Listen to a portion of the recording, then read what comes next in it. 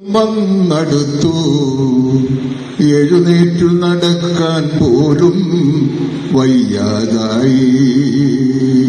60 വയസ്സായി വാർദ്ധക്യം വന്നടുത്തു എഴുന്നേറ്റു നടക്കാൻ പോലും വയ്യാതായി. പണികൾ പലതും ചെയ്ത് മക്കളെ പോറ്റി വളർത്തി സ്വത്തുക്കളെല്ലാം അവർക്കെഴുതി നൽകി. പണികൾ പലതും ചെയ്ത് മക്കളെ പോറ്റി വളർത്തി സ്വത്തുക്കളെല്ലാം അവർക്കെഴുതി നൽകി.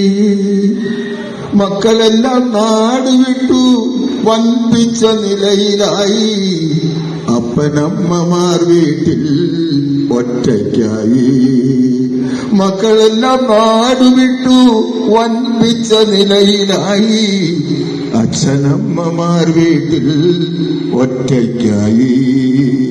60 വയസ്സായി വാർദ്ധക്യം വന്നടുത്തു എഴുന്നേറ്റു നടക്കാൻ പോലും വയ്യാതായി. വാർദ്ധക്യം വന്നെടുത്താൽ മക്കൾക്കും മരുമക്കൾക്കും വൃദ്ധരെ കാണുമ്പോൾ പുച്ഛമാണ്.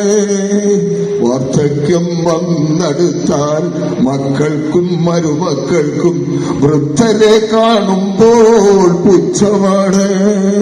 കിളവരെന്നും കിളവിയെന്നും നാമനിർദ്ദേശം ചെയ്യും.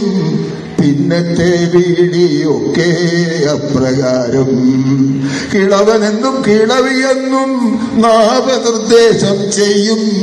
പിന്നത്തെ വീളിയൊക്കെ അപ്രകാരം.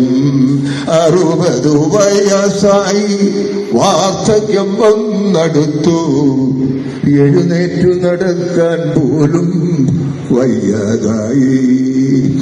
മുക്കാലിൽ നടക്കുന്ന വൃദ്ധനെ കാണുമ്പോൾ അച്ഛാന്ന് വിളിക്കാൻ പോലും നാണം തോന്നുന്നു. മുക്കാലിൽ നടക്കുന്ന വൃദ്ധനെ കാണുമ്പോൾ അച്ഛാന്ന് വിളിക്കാൻ പോലും നാണം തോന്നുന്നു. എന്തു പറഞ്ഞാലും ഏതു പറഞ്ഞാലും കോപത്തോടാണ് അവരുടെ പ്രതികരണം. എന്തു പറഞ്ഞാലും ഏതു പറഞ്ഞാലും കോപത്തോടാണ് അവരുടെ പ്രതികരണം.